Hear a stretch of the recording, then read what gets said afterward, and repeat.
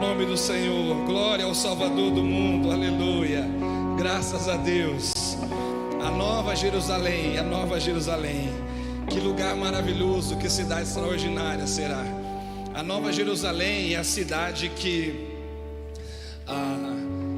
o ouro, as joias, as pedras preciosas não estão guardadas em cofres, não estão nos resistentes cofres dos bancos. O ouro, as pedras preciosas estão nas ruas da cidade, estão na praça da cidade, estão nos muros da cidade, é de domínio público. Sabe por quê? Porque a maior riqueza da Nova Jerusalém não é o ouro, não são as pérolas, as joias. A maior riqueza de Jerusalém é o Filho de Deus, o Cordeiro de Deus que nela está, aleluia. A Nova Jerusalém, a cidade que não precisa da luz do sol, porque ela é iluminada pelo próprio Salvador do mundo. A Nova Jerusalém, projetada pelo arquiteto e construtor, é o próprio Deus. Já parou para pensar o que significa isso, que Deus arquitetou essa cidade? Uma das coisas é que, sabe, eu estava pensando isso agora, enquanto a gente cantava. Quando a gente pensa em Jerusalém, a referência nossa é aquela, não a de hoje necessariamente, mas ainda a outra, a antiga, não é? Com aquela arquitetura lá dos primeiros séculos. Você já imaginou que a Nova Jerusalém poderá ser uma cidade com uma arquitetura super moderna, como a gente nunca imaginou? Com casas, com edificações, com estruturas fantásticas, como nenhuma cidade já viu. Tem gente aqui, Osni e Zilda conhece muito bem, eu posso dizer que conhece muito bem, né? Dubai, cidade magnífica, não é? Belíssima. Mas Dubai foi o homem que projetou. Nova Jerusalém, o Senhor que vai projetar a cidade, que projetou. Então eu imagino que não serão aquelas edificações de pedras rústicas, antigas, como a gente imagina, como era a Jerusalém que Jesus andou. Talvez seja uma cidade espetacularmente moderna, belíssima. A Nova Jerusalém. A Nova Jerusalém é a cidade em que é o governo quem escolhe o povo. É o governo quem elege o povo. Ao contrário das nossas, o povo elege o governante. Não, na cidade de Deus, o próprio governo, o próprio Senhor escolhe, elege o seu povo, a sua população. Maravilhoso, muito bom podemos adorar o Senhor com esse louvor. Vamos orar? Senhor, nós agradecemos muito por esse encontro, por essa noite, por podermos cantar ao Cordeiro que venceu a morte e ressuscitou, cantar ao menino maravilhoso, príncipe da paz que nos foi dado, cantar na expectativa de um dia entrarmos na Nova Jerusalém como a noiva do Senhor, preparada, adornada, linda para o encontro com o Senhor. Obrigado. O desejo do nosso coração, a nossa expectativa é um dia entrar nessa cidade com portas abertas, para assim estarmos para sempre com o Senhor. Fale conosco, Jesus, por meio da palavra, nos ensine através dela, fortalece a gente através dela, mexe com o nosso coração por meio da palavra, que a gente saia daqui melhores por causa do poder da tua palavra em nós. Pedimos no poder do Espírito, para a glória do Pai, em nome de Jesus, amém. Fiquem todos à vontade.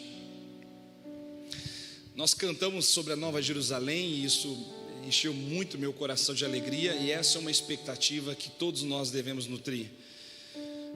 E essa é uma expectativa que todo o povo de Deus sempre nutriu ao longo do tempo. E para a gente entrar nessa cidade, nós temos que nos preparar hoje, nos prepararmos para esse encontro, para esse momento, para esse dia. Então eu quero falar hoje sobre o poder que reforma a vida. O poder que reforma a vida. Quem aqui já fez alguma reforma em casa? Assina aí, acena aí. Várias pessoas já fizeram algum tipo de reforma em casa. O Tiago teve envolvido assim numa reforma mais recente, né? Pelo menos dos que eu sei. Foi bom, Tiago, a fazer a reforma? Foi bom, foi gostoso? Foi... É porque a Raquel que encabeçou, ele só pagava as contas, né, Raquel? Foi trabalhoso, não foi, gente? Foi trabalhoso. Foi bom porque a experiência final, né, o resultado final. Mas normalmente quem já passou por isso sabe, é trabalhoso, é desgastante, né? Cansa bastante a gente. Escolha, são detalhes pequenos que a gente tem que escolher, problemas que você tem que lidar com pedreiro, com encanador, com os prestadores de serviços. Mas muitas vezes o resultado final deixa a gente satisfeito, deixa a gente feliz. O fato é que a gente faz reforma normalmente primeiro porque é necessário, porque talvez a estrutura não está mais adequada às necessidades da família. Vamos pensando numa reforma de uma casa. A gente faz uma reforma porque de repente a estrutura não está boa, tem rachaduras ou tem outros tipos de problemas no imóvel, porque está velho demais, antigo demais. De repente começa a aparecer muito vazamento, ou a família cresceu. Então a gente faz reformas porque o ambiente não está mais adequado às necessidades. E normalmente a gente faz reformas depois de que muito tempo ali que já foi construído aquele imóvel, já estava daquele jeito. E nem sempre é fácil fazer, porque você precisa reunir recursos, que você começar a mexer, você tem que ir até o final, né? Tem que terminar. Normalmente reforma você gasta mais do que espera, mais do que gostaria, né? Você estima, ainda que você faça os cálculos, vão aparecendo coisas, né? Coisas e coisas. Você pensou fazer uma coisa e de repente apareceu uma série de outras. Mas a gente sabe que muitas vezes a reforma é necessária. E às vezes é importante a gente pensar também de que pode ser necessário algumas reformas na nossa vida. Podem ser necessárias reformas em nós. Assim como às vezes é necessária uma reforma em casa. Por desgastes que o tempo trouxe, talvez seja necessário uma reforma, porque a maneira como a gente está já não se adequa, já não serve mais à nossa realidade. Talvez a gente precise fazer uma reforma. Talvez porque o tempo castigou demais a nossa vida, é preciso fazer uma reforma. E quando eu penso nisso, eu olho para a Escritura e eu quero convidar vocês a pensar, olharmos para o livro dos Reis, o segundo livro dos Reis, no capítulo 22. Nós temos a história de um jovem rei do povo de Deus, chamado Josias. Josias é muito conhecido por ter sido um rei que liderou uma importante reforma no meio da nação de Deus, do povo do Senhor. O Josias, ele impôs, implementou uma importante, significativa reforma. Vamos ver como começa a história de Josias, capítulo 22, do segundo livro dos Reis. Josias tinha 8 anos de idade quando começou a reinar, e reinou 31 anos em Jerusalém. O nome de sua mãe era Jedida, filha de Adaías, ela era de Boscate. Ele fez o que o Senhor aprova e andou nos caminhos de Davi, seu predecessor, sem desviar-se nem para a direita nem para a esquerda. No 18º ano do seu reinado, o rei Josias enviou o secretário Safã, filho de Azalias e neto de Mesulão, ao templo do Senhor, dizendo: vá ao sumo sacerdote Ilquias e mande-o ajuntar a prata que foi trazida ao templo do Senhor, que os guardas das portas recolheram do povo. Eles deverão entregar a prata aos homens nomeados para supervisionar a reforma do templo, para poderem entregar aos trabalhadores que fazem os reparos no templo do Senhor, os carpinteiros, os construtores e os pedreiros. Além disso, comprarão madeira e pedras lavradas para os reparos no templo. Mas eles não precisarão prestar contas da prata que lhes foi confiada, pois estão agindo com honestidade. Então o sumo sacerdote Ilquias disse ao secretário Safã: encontrei o livro da lei do Senhor, da lei no templo do Senhor. Ele o entregou a Safã, que o leu. O secretário Safã voltou ao rei e lhe informou: teus servos entregaram a prata que havia no templo do Senhor e a confiaram aos trabalhadores e aos supervisores no templo. E o secretário Safã acrescentou: o sacerdote Ilquias entregou-me o livro. E Safã o leu para o rei. Assim que o rei ouviu as palavras do livro da lei, rasgou as suas vestes e deu estas ordens ao sacerdote Uquias, a Aicã, filho de Safã, a Aquibor, filho de Micaías, ao secretário Safã e ao auxiliar real Asaías: vão consultar o Senhor por mim, pelo povo e por todo o Judá, acerca do que está escrito nesse livro que foi encontrado. A ira do Senhor contra nós deve ser grande, pois os nossos antepassados não obedeceram às palavras deste livro, nem agiram de acordo com tudo que nele está escrito a nosso respeito. Quando nós lemos essa passagem, uma coisa nos chama a atenção em primeiro lugar, a respeito de Josias, a idade que ele começou a reinar, 8 anos de idade apenas. Com apenas 8 anos ele ascendeu ao trono. O seu pai Amon, foi o rei em Judá, mas por apenas 2 anos. Ele começou a reinar quando tinha 22 anos de idade, e ele reinou apenas 2 anos. Mas o Amon foi um rei muito mau. Ele praticou muitos pecados, assim como o pai dele, Manassés, que foi extremamente perverso. Então Josias, filho de Amon, que foi um rei ruim, que cometeu muitos pecados, e Amon era filho de Manassés, que cometeu ainda muitos pecados também. O Amon reinou só 2 anos. Foi pequeno o período de reinado dele. E então, por isso, o Josias começou a reinar ainda muito jovem, muito novo, com apenas 8 anos de idade. É interessante que aos 8 anos de idade, Deus estava fazendo algo de especial na vida de Josias. E eu acho que isso nos ensina a respeito do poder que reforma a nossa vida. Aos 8 anos de idade, Josias tinha a responsabilidade de ocupar o trono de seu pai, a liderança do povo de Deus. É óbvio que naquele momento ele precisava e tinha uma espécie de orientadores, pessoas que estavam ao seu lado para ajudá-lo, até que ele pudesse ser mais maduro. Mas o fato é que já pesava sobre ele uma grande responsabilidade. Aos 8 anos ele reina, ele está num lugar de importância no meio do povo de Deus. Quando a gente lê a Bíblia, a gente percebe que normalmente os reis em Israel cometiam muitos pecados. E especialmente no reino do norte, Israel, todos os reis foram pecadores. No reino do sul, alguns poucos. Josias foi um desses poucos que foram bons reis. Mas a história dele, de reinado, de liderança, começou com 8 anos de idade.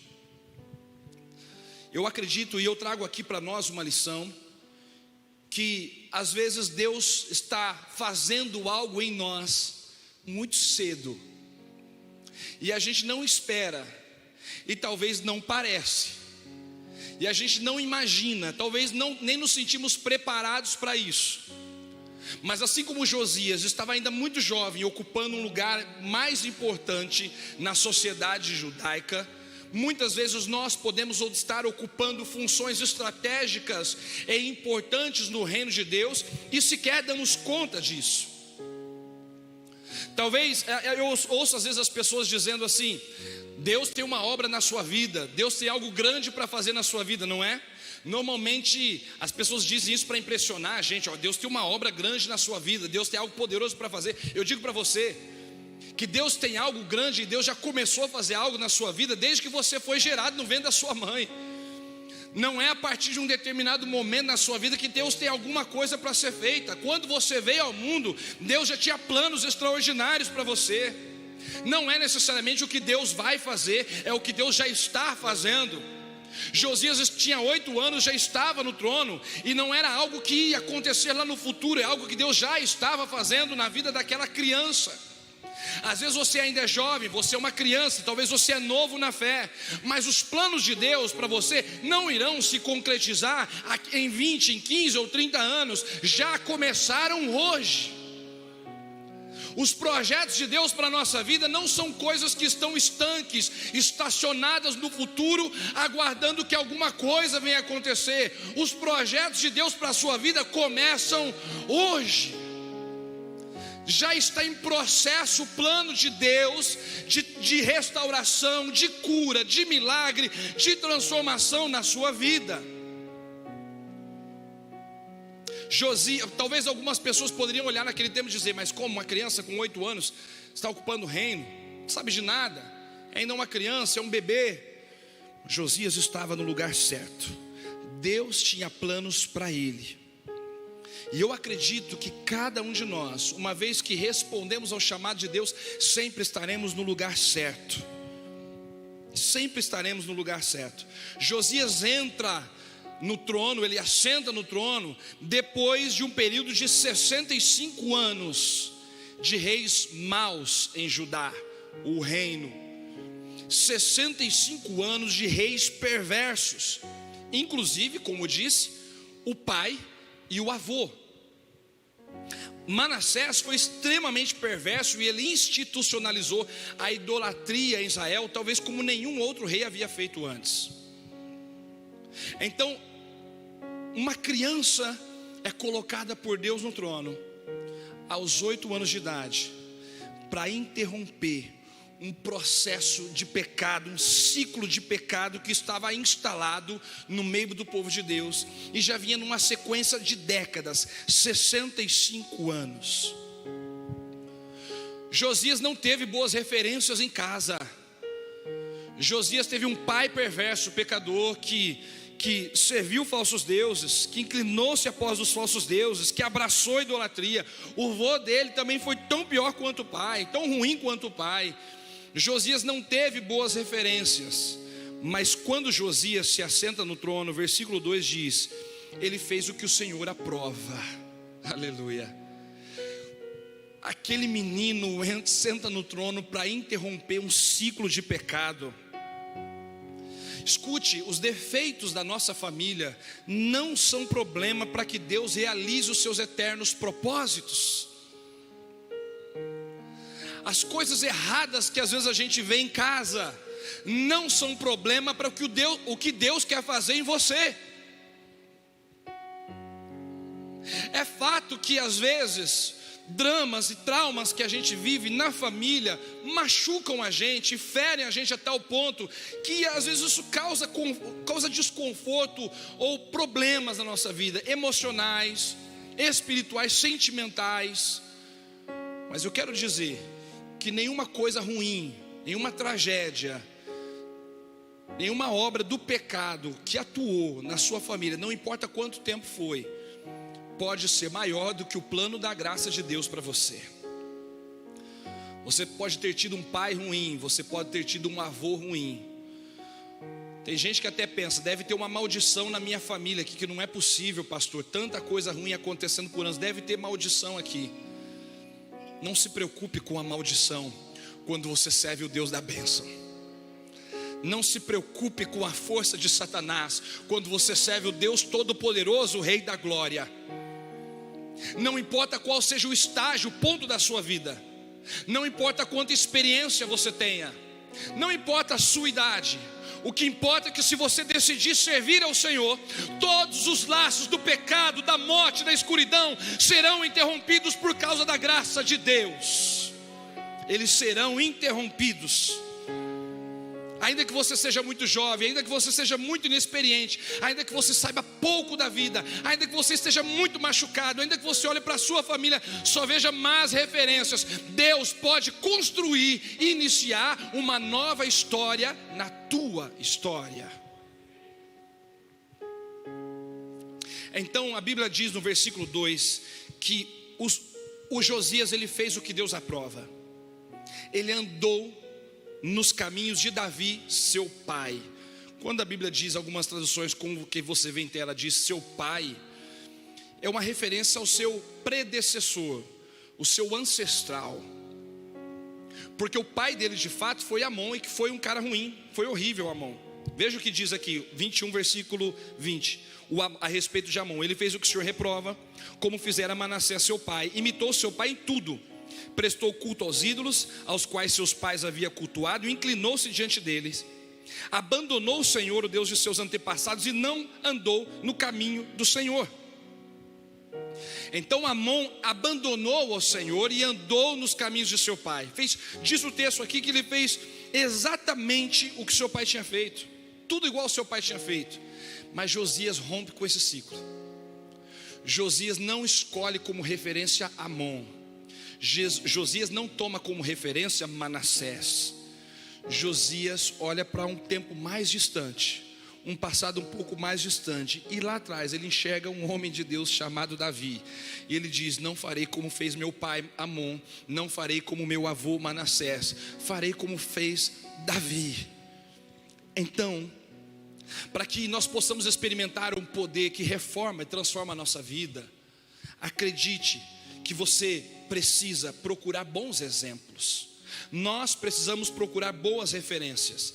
De acordo com o texto, o paralelo de 2 Crônicas, segundo livro das Crônicas, no capítulo 34, a Bíblia vai dizer que aos 16 anos, o Josias começa a buscar a Deus. Ele entra no trono com 8 anos, mas é com 16 anos que ele começa a buscar o Senhor, a presença de Deus. Ele começa a desejar pelo Senhor. Enquanto toda a nação pecava, enquanto toda a nação cometia gravíssimos pecados, ele rompe com aquele ciclo de maldade e ele começa a buscar a Deus. Vamos ler o texto. No 8º ano do seu reinado, sendo ainda bem jovem, ele começou a buscar o Deus de Davi, seu predecessor. No 12º ano começou a purificar Judá e Jerusalém dos altares idólatras, dos postes sagrados, das imagens esculpidas e dos ídolos de metal. Versículo 7, 2 Crônicas capítulo 34. Derrubou os altares e os postes sagrados, esmagou os ídolos, reduzindo-os a pó, despedaçou todos os altares de incenso espalhados por Israel. Então voltou para Jerusalém. No 18º ano de seu reinado, a fim de purificar o país e o templo, foi então que ele envia o seu secretário até o templo para levar ofertas, ou melhor, para levar ofertas para pagar os construtores que estavam fazendo a reforma no templo. E nessa ocasião, quando ele envia o seu secretário, é que o sacerdote faz uma grande descoberta. Veja então que o Josias, ele encontra bons exemplos para se espelhar, pessoas para orientar a vida dele. Com 20 anos de idade ele começa a tirar os ídolos da nação, e aos 26 ele começa a restaurar o templo. Ele é jovem e está fazendo mudanças importantes. Escute, Deus sempre vai colocar bons exemplos perto de você, pessoas para você se espelhar. Existem pessoas que tentam justificar a sua vida, os seus defeitos, em maus exemplos. E infelizmente a gente sabe que maus exemplos realmente trazem prejuízos para nós. Mas quem disse que você tem que fazer igual aos maus exemplos? Quem disse que só tem maus exemplos ao seu redor? Eu acredito que Deus sempre coloca a gente dele perto de nós. Eu acredito que Deus sempre coloca gente dele do nosso lado para a gente seguir o exemplo. Ainda que você tenha uma história de vida muito ruim, ainda que você ficou olhando o comportamento do seu pai e ele dizia que é crente, mas tanta coisa que ele fez, fala, puxa vida. E aí você sente-se tentado a desacreditar da fé, dos valores e a abandonar a Deus. Quero dizer para você, Deus tem bons exemplos, pessoas boas perto de você, para você olhar, para você aprender com elas. O Josias fez isso. Ele começou a olhar para Davi. Ele viu que Davi foi um homem segundo o coração de Deus. Ele viu que Davi amou o Senhor. Ele começou a imitar Davi. E então ele começa a tirar a idolatria que estava dentro do reino de Israel. Ele começou a tirar os ídolos. Tirou do templo, tirou das praças, das ruas, do topo dos montes. Ele começou a tirar todo tipo de idolatria. Com 26 anos ele começa a reformar o templo, porque o templo estava abandonado. O templo estava jogado às traças. Então ele começou a fazer uma reforma, levantou ofertas no reino.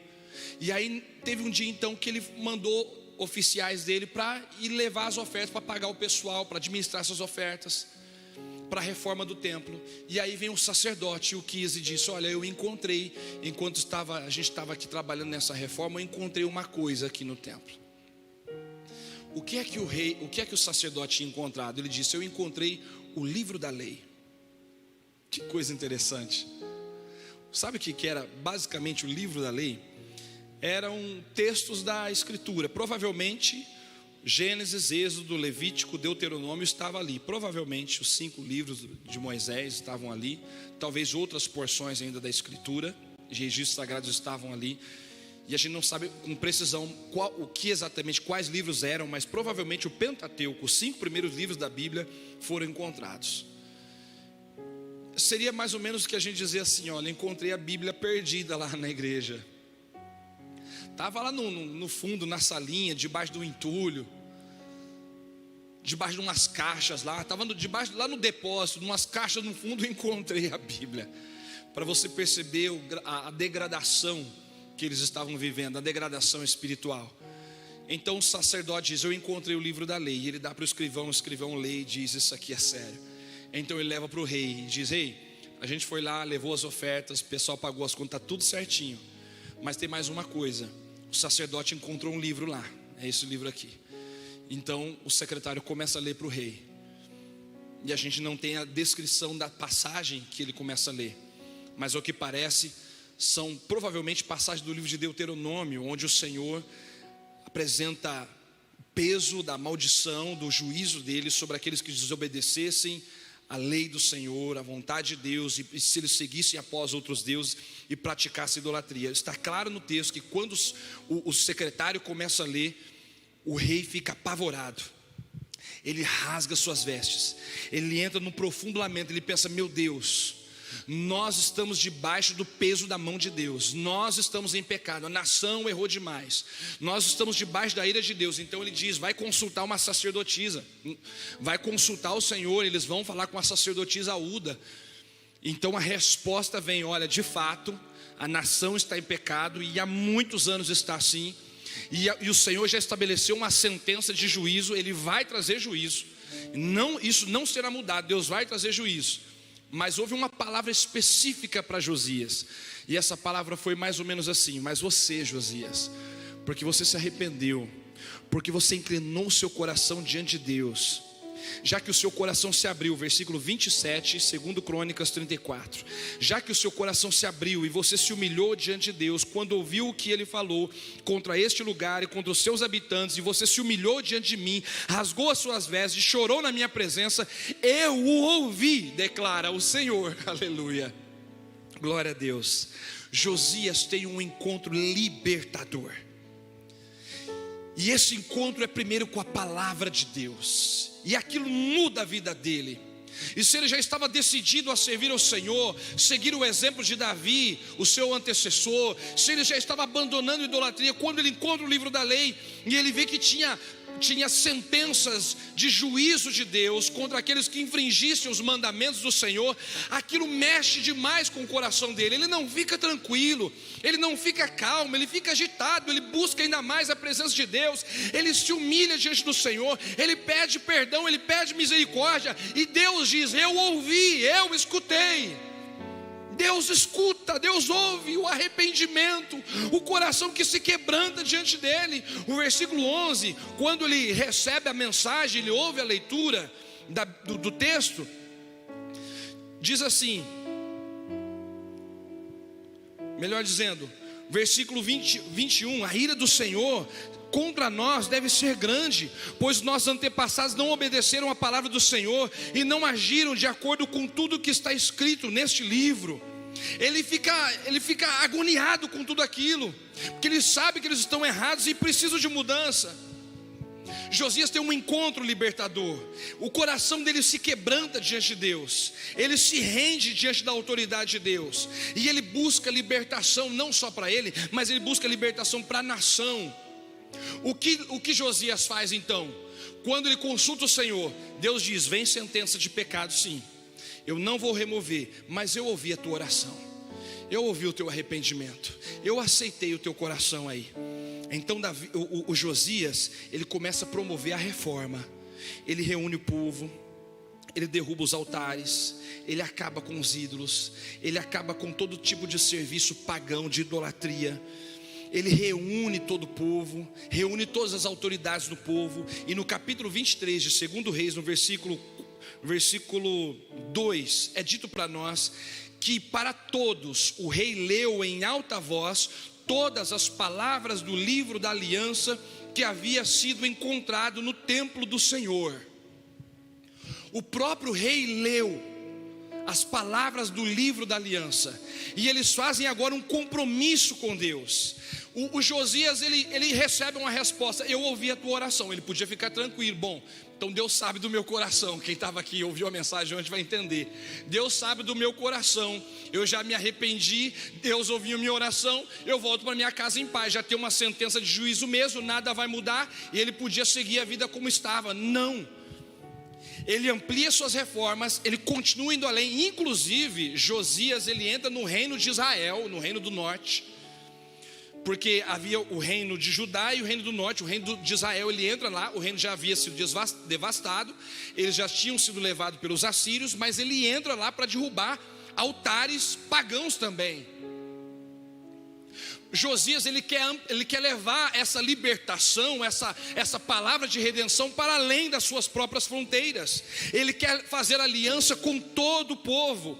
A proposta de abandono do pecado não é só um desejo pessoal, é um desejo para a nação, para cumprir todas as palavras de Deus. Capítulo 23, versículo 25. Nem antes, nem depois de Josias houve um rei como ele, que se voltasse para o Senhor de todo o coração, de toda a alma e de todas as suas forças, de acordo com a lei de Moisés. Aleluia. Josias sentou no trono muito pequeno, muito novo, era uma criança. E alguém podia dizer: o que essa criança está fazendo aí? Talvez ninguém entendesse muito bem, mas era plano de Deus. Deus já estava fazendo algo. Não era algo lá para o futuro, é algo que Deus já estava fazendo naquele tempo. E o Josias começa a procurar bons exemplos. Ele não olha para os maus exemplos, ele não olha para a gente ruim, ele não olha para a gente que fez coisa errada, ainda que fossem muito próximas a ele. E ele olha para um passado distante, ele encontra homens de Deus lá que ele pudesse espelhar. E ele começa a buscar o Senhor. Até que no momento da vida dele, Deus se revela de maneira mais clara para ele, quando o livro da lei é encontrado lá no templo. E quando ele recebe aquela revelação, quando ele ouve a leitura do livro da lei, o coração de Josias se rasga e diz: eu não posso mais ser o mesmo, essa nação não pode mais ser a mesma, esse país não pode ser mais o mesmo. E Josias continua avançando, ele continua derrubando os altares pagãos, ele continua se afastando da idolatria, e ele reúne o povo e as autoridades, lê a palavra para eles e diz: vamos fazer uma aliança com Deus. E é o que eles fazem.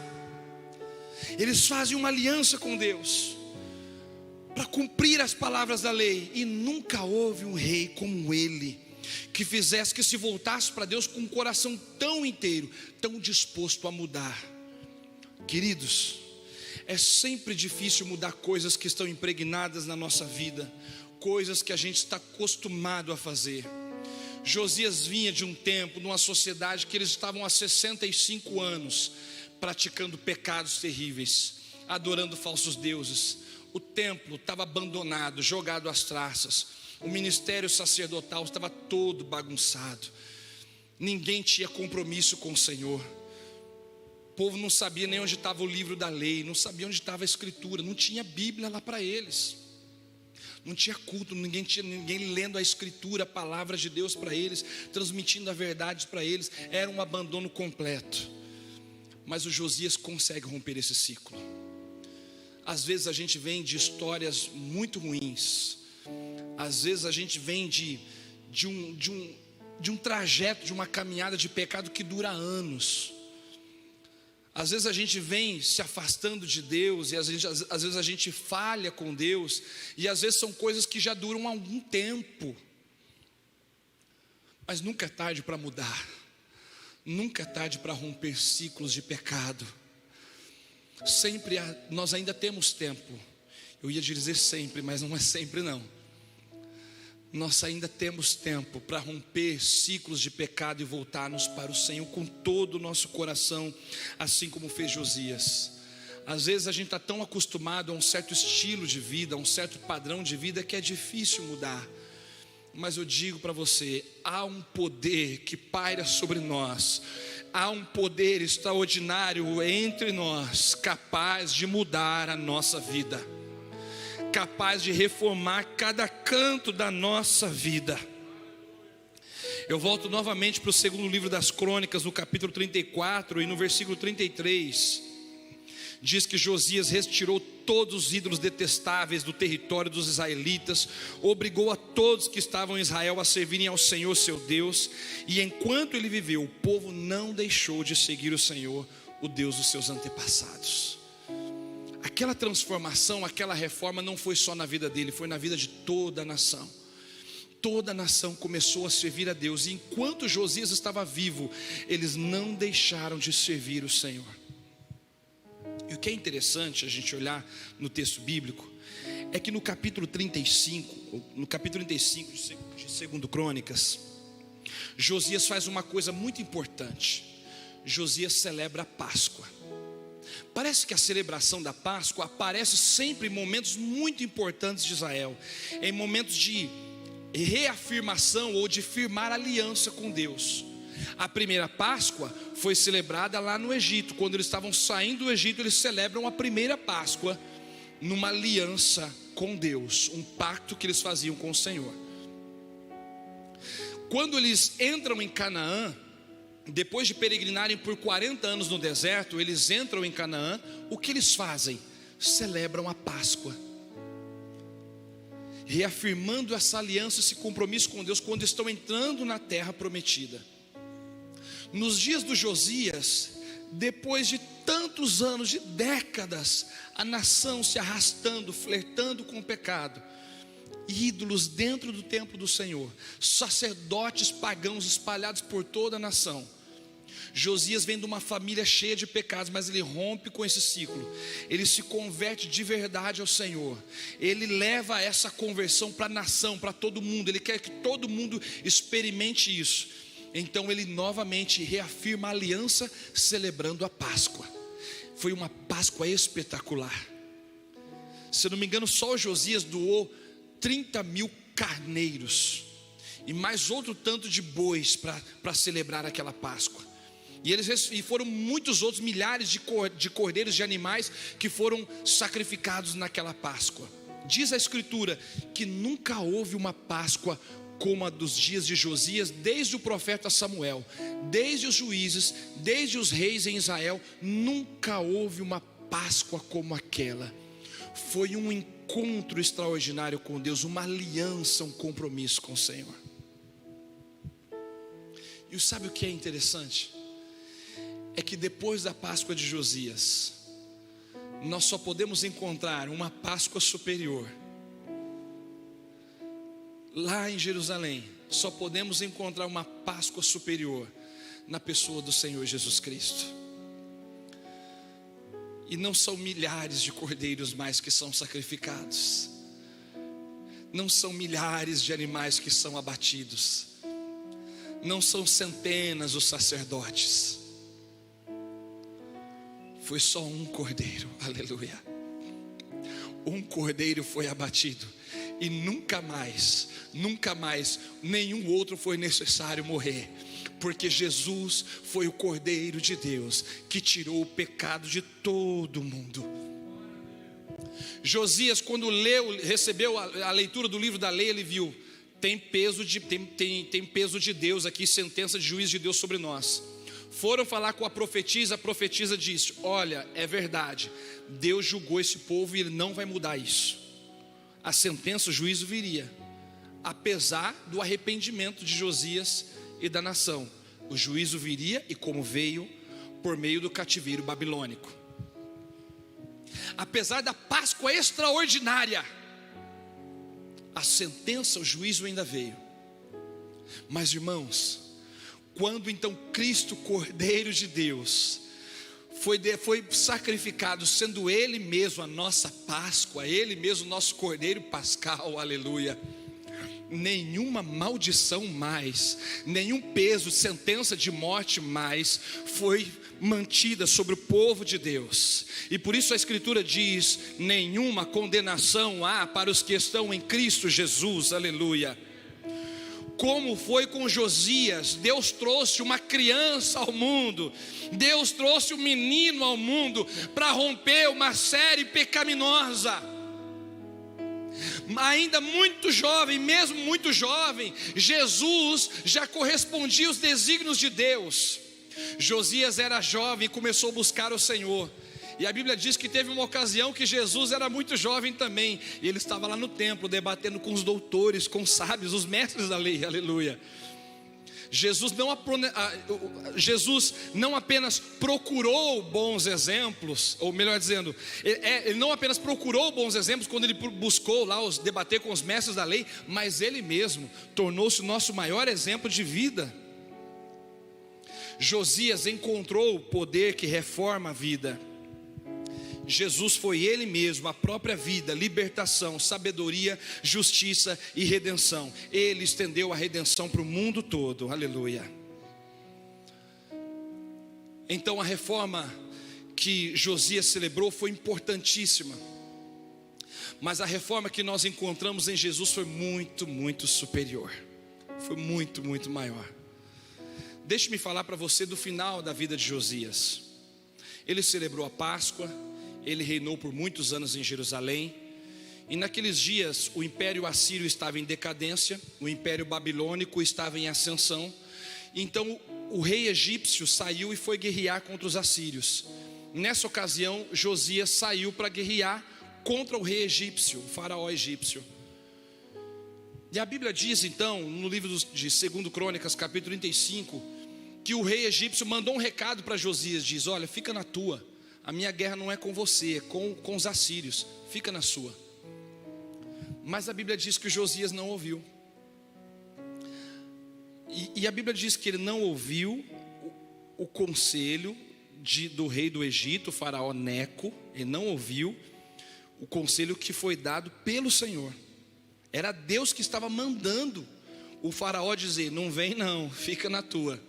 O Josias foi, ele não deu ouvidos. E aí ele morreu na guerra, ele morreu na batalha.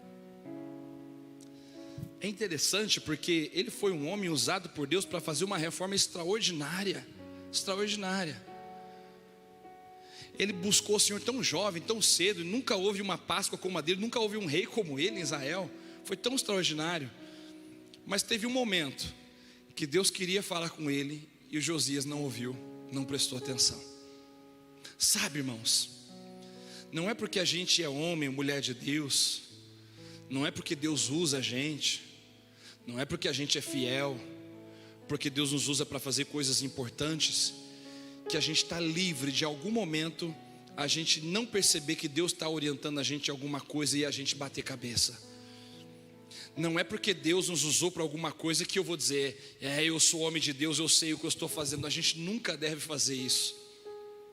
Josias fez algo importante, eu não tenho dúvida a respeito da salvação de Josias.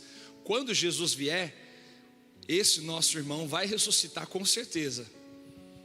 O fato dele não ter ouvido a voz de Deus lhe rendeu a morte, mas com certeza não fez perder a salvação. Ele foi um homem piedoso e fiel. Mas eu acho que fica uma grande lição para mim e para você, que ainda que a gente seja fiel e temente a Deus, a gente está sujeito a errar, a gente está sujeito a pisar na bola, às vezes a gente está sujeito a não entender o que Deus está falando com a gente. E é por isso que eu concluo essa mensagem tentando mostrar para você um rei superior a Josias, que fez uma reforma que não atingiu só a nação de Israel, que atingiu o mundo todo.